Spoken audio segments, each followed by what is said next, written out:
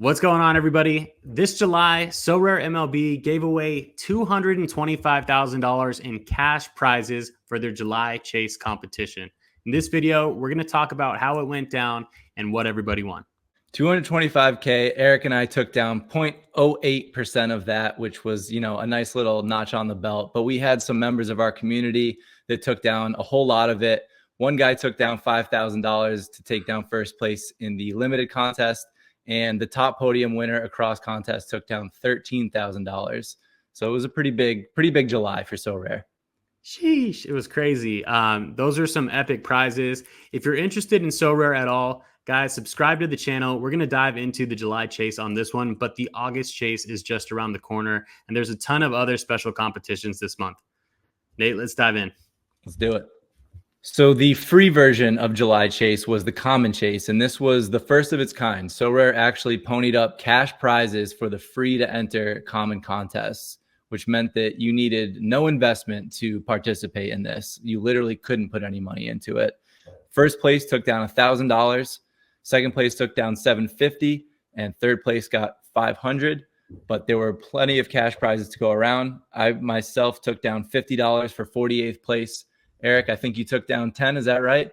I got $10. And another thing to note too, Nate, is that there was about 10,000 players in this free version of the contest, meaning that 10% of people who played took home prizes in some form. So 500 of those were cash prizes, and 500 of them were boxes, which could be, cards or credits to the marketplace, which could turn into cash as well. So a really good return rate on that, and I think a really good prize structure from Sorare on this. Absolutely. I was kicking myself going into this chase because I really hadn't put the same level of effort into my common collection this year as I had last year. I felt like the payout last year just wasn't quite worth it, and I was putting so much more time in a limited. But boy, did Sorare flip that on its head. I mean, clearly they're going to continue investing in getting people involved on these lower levels, giving them a reason to put more time into it and see what it looks like when you have these bigger cash prizes involved. And it was a lot of fun. It was fun to be putting in these lineups and having a chance to win with no investment. So I actually was able to take down more cash in the free contest than I did in the limited. And like you said, that was across about 10,000 entrants. So that was a fun one. You had to be pretty damn good to podium in this one. The top score here was higher than it was in limited, to be expected, because there were so many more variables in terms of entries. But me personally, just to get that 48th place for $50, I really didn't have anything that placed super high. 36th place, obviously across 7,000 people, is high, but it's not a single digit finish. I threw away this terrible lineup here with 120 points, but I also used this 339th overall and this 756th overall. So really it was that final week that helped move me into a cash position. And it didn't require more than that. It didn't require those huge finishes across multiple weeks. So it was doable. That's awesome, man. Dude, congrats on taking down the $50. That's an epic finish in that contest. To dial it back a little bit, before we go into the limited, rare, super rare, and unique paid competitions where there are some bigger cash prizes, for those of you new to Sorare, it's important to note that this game, like Nate said, it's a free game where you can play these cards. You can sign up today and draft your own set of cards. There's actually a link in the description of the video if you want to go ahead and do that. But the tournament style contest is pretty new to Sorare as of this season. So Nate's talking here about 4 separate game weeks, right? On a basic level, there's contests from Monday to Thursday and Friday to Sunday every single week. These were the last 2 weeks of July where the tournament ran over 4 what we call game weeks. Okay. You take 3 of your top scores and then you add them together to get the overall running in the July Chase. So that's just how the format goes. It's very similar to a points style fantasy scoring system, or a DFS style lineup, more so of a DFS style lineup, with point style scoring in fantasy. So it's a really unique game. We do have a beginner's video that you can take a look at on the channel if you want to learn more about that, or feel free to join the Discord and ask us any questions that you have if you're a newbie getting started. But there's real money going into these contests now, which is pretty amazing. And it's been super fun this season. So you're not too late. We're just getting started, and next season is going to be even better. So if you're catching this video kind of towards the end of the season, then, be excited for what's to come. Yeah, great point. The way that they design these is really clean. Being able to throw out your worst lineup really adds to the equation. Fun to be able to toss that one out, know that you get that one mulligan, and just get to focus on those top performances over that 4-game week span. Next, I think we should go into the limited contest, and let me share the screen with you here, guys. The limited contest is the first version of any form of paid contest on Sorare. Okay, so they're called limited cards. You can buy these from, anywhere from 50 cents for the, lesser known, lesser scoring players, all the way up to a couple $100 for like an Aaron Judge, right? So that's the range of values of these cards. You own the cards. Once you have them, they're in your set forever. You can play them this year, you can play them next year, and you can enter them to win like cash prize competitions like this, or other cards that you can sell and turn into cash. Nate and I have both won, significant amounts of money. I would say both of us over about $1,000 worth of value at least this year. We'll do a separate video on that where we kind of break that all down. But, real return is coming back from your investment into these cards. For me on this one right here, this was my common, but that's a $10 one. Should have had it on this limited screen, but I came in 14th out of 840 at the end. To begin with, there was over 1,000. So about 1,000 people started entering this contest. And when it all came said and done, a couple people bailed. There was 840 finishers. And I came in, let me see here, 14th overall on that, taking home $100 in cash into the bank. So that's cash that you can withdraw right away. You can choose cash or Ethereum as your prize and toggle that back and forth however you want. But it was super fun. I mean, some of these lineups costed a little bit of money. Some of them costed me nothing at all, basically. I mean, cards in here. I'll talk about my highest scoring lineup. The Otani is obviously an expensive card. Hunter Greens climbed up there. I think I bought Ozuna for $30 or $25. I got this one for completely free, Randy Arozarena. That was a reward that I got. My Shohei, even though it was expensive, I won a reward and I traded it into that. So it really cost me net zero. Class A, 15 or $20 a while back. And this is one of the old season cards that carried forward. And the Bobby Witt Jr. was also part of that trade for the card that I made. So, there are different variable levels of how you can play this. A lot of people like to moneyball, and they do super well. You can also end up paying up for your better chances to win bigger prizes. But 14th out of 840, I was super stoked on that. But that's nothing in comparison to our boy right here, Link 808. A huge shout out. This guy has been in our community. Oh man, hats off. He's been in our community for the past 2 years. And look at this cash prize right here that he took down. First out of 840, $5,000 cash. Absolutely incredible. And we'd be remiss without shouting out DJ Local as well, because it's his second time in a row placing on the chase. He was the defending champion, and then he took 4th place, almost on that podium again. So another $500 prize for him. But the prize structure is just amazing. I mean, if I would have creeped into the top 10, that's a $200 prize.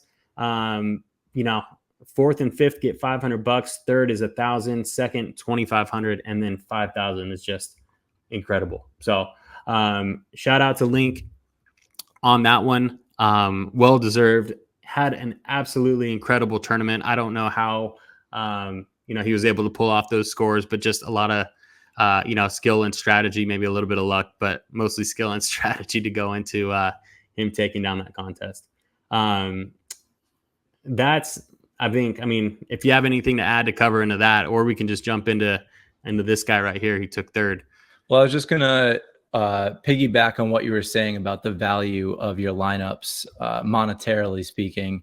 And that is that you can play at this limited level with a relatively small budget and just, it's kind of like golf, right? Everybody has a different game that they're trying to play. There's a different outcome that you're looking for. And if you are a bogey golfer, you're trying to break 90. If you're a double bogey golfer, you're trying to break 100 or break 110 or whatever.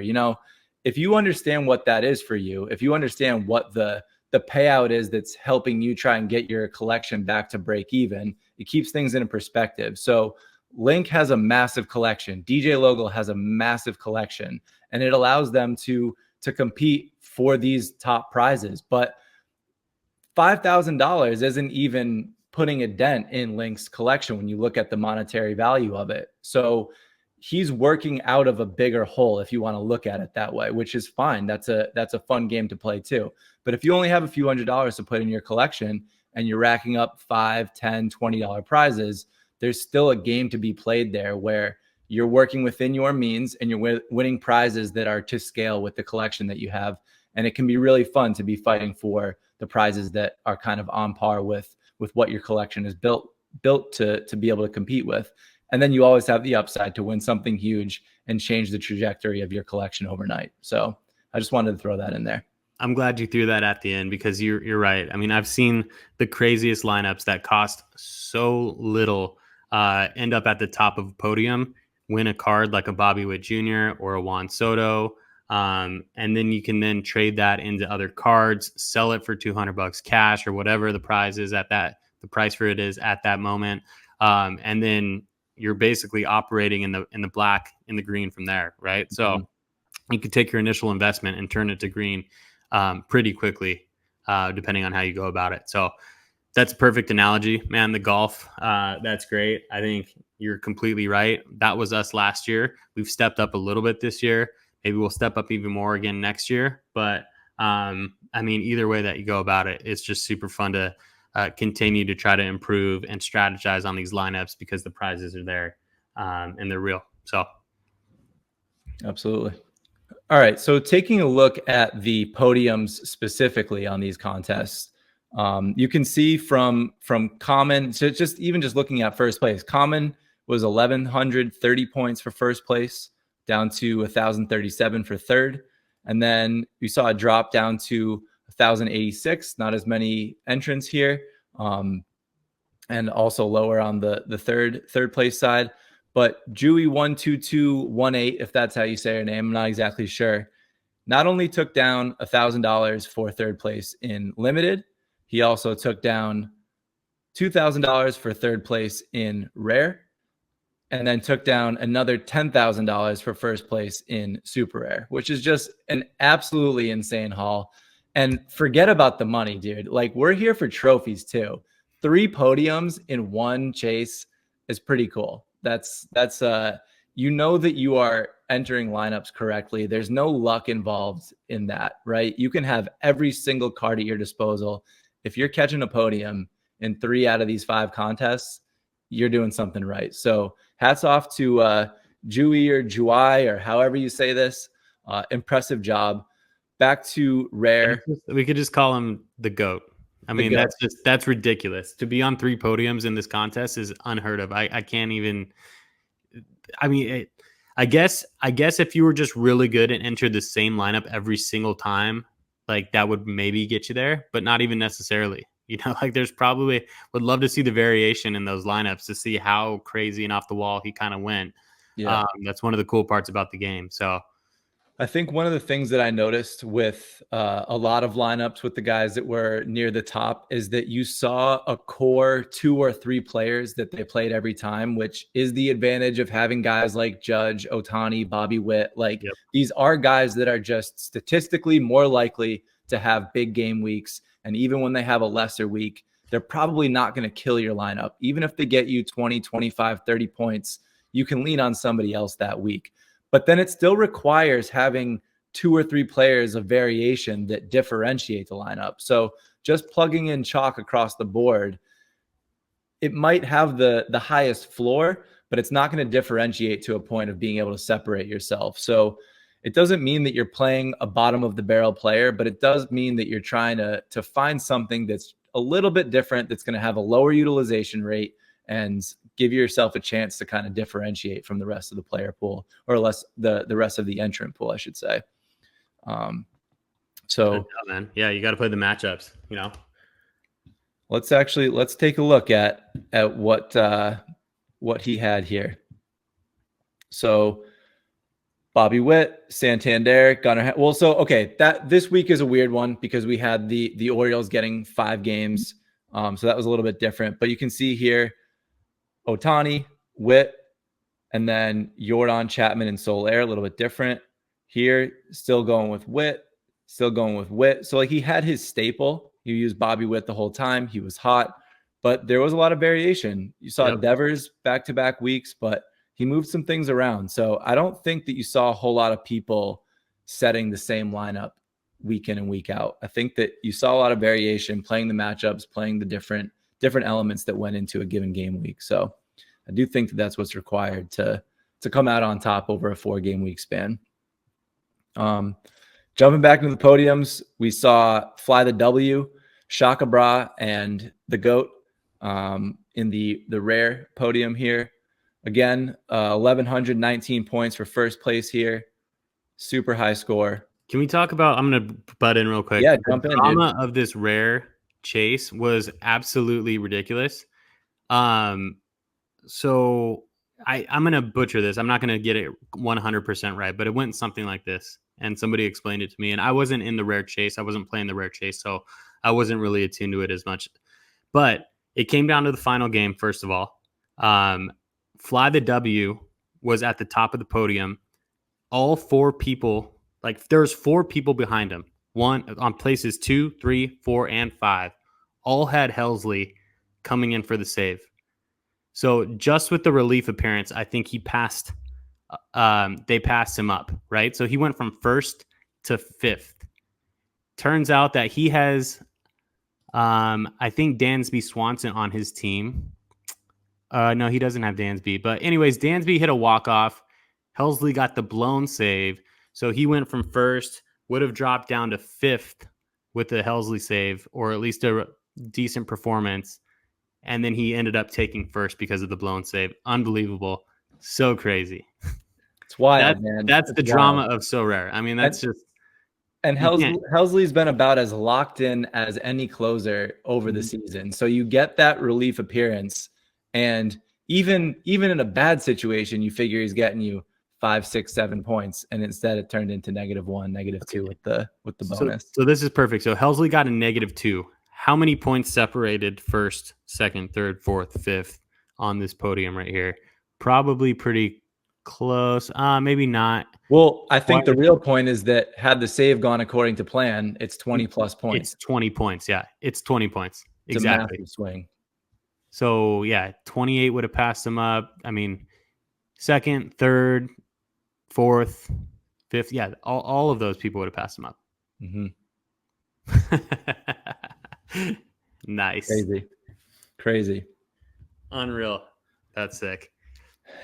So just to round out the podiums, and then I'll pass it back to you if you want to highlight the broader leaderboard. But a reminder that at the different rarity levels, you're getting added bonus baked in. So with rare cards, regardless of the XP that you have on an organic growth on that card, you're getting an added 10% bonus on these cards. So that increases at the super rare level, which I don't actually remember. I know unique is plus 50% or something like that. Neither of us play at this level, so I'm not completely savvy to it. Let's see if we can figure it out once we click in here. Plus 29%, so that one's probably somewhere around 15 to 20%. Plus he's getting the stuff that he had there on his own. But the point being, the percentages don't matter. The point is that it's harder to score more points at the lower levels because you don't have those card-based bonus XP baked into it. So the 1197 at super rare is easier to achieve than the, let's say, 1130 at the common level because you just don't have that added bonus baked into it. Not that it's not still difficult, and these are crazy collections to be working here, but it does have that kind of inflation built into the scores. But yeah, so Dewey again, first place at super rare level, and then maybe the craziest form of any fantasy sport I have seen in my life is this unique tier, which for those of you that aren't familiar, these cards have one of each player produced each year. So we are in year 3 of So Rare. At max, there are 3 Otanis. At max, there are 3 Bobby Witts. And that's if that one has even been auctioned or given out as a prize so far throughout this year. So to have a collection at this level is extremely expensive. These cards are going for thousands of dollars each, even on the lower end of players, tens of thousands each for the higher end players. This is just a different caliber of fantasy sports than I've ever been aware of. And to be, you can see first place $15,000 here, but Bobby Witt probably cost $40,000 or more. I have no idea. No, These I don't know cards about 40. I don't know. I could be wrong. Take a look into it. Click on it. Yeah, we could We'll tell you right now. Yeah, if you just click on the card right there, it'll tell you. Will it just tell go you? back and you can click right in on it. Yeah. Well, here we can see Vlad right here. Okay, so I'm looking at I'm remembering some of the prices I saw in year 1, which were crazy. Go take a look at the 2022 one of one auctions. Yep. But this Vladdy won at auction 28 days ago for $2,400. All right, so I was a little off there. Vladdy was $2,400. You can see here Gunner 5,000. Bobby Witt, I think, is down here. Bobby Witt 5,400. So you can see extremely expensive. But what I was referring to, what I was remembering, if we look back at some of the older cards, Jordan 2022, 22,000. Harper 18,000. J-Ram 18,000. These cards, this didn't age well. These cards from 2022 were going nuts. Now, given there was literally only one of each at the time, so they have gotten slightly watered down, but that's a bit of an exaggeration, right? There's still only one per year. This is way out of my league, but boy, is it cool to look at, because like we said, it is just so unique. It really does get back to kind of your traditional fantasy format where not everybody can own everybody, but still having it be in that So Rare format. It's just really cool to take a look at. And I'm envious of the people that get to dabble in this arena. Go back to the podium for me real quick, Nate. Yeah. And you saw the top 3 take home huge prizes, the top being 15,000, second place. What is second place here? 7,000, and third place is $3,000. Guys, there's 7 people who entered this contest to begin with. So 3 out of the 7 are taking home those big cash prizes there. So when you have cards that are stacking up, maybe that lineup cost them, 15 grand to put together, but the top prize gets 15K, right? Mm-hmm. There's going to be another unique chase next month. Who knows what the prizes are going to be? Those haven't been announced yet, but it's still fun to watch. Like Nate said, like, this is so cool. This level of competition, and the fact that they have free 100% free contests with 10,000 people playing, all the way to this high level of contest where only 7 people are participating, is just the most amazing thing about the platform. And it's all the same scoring.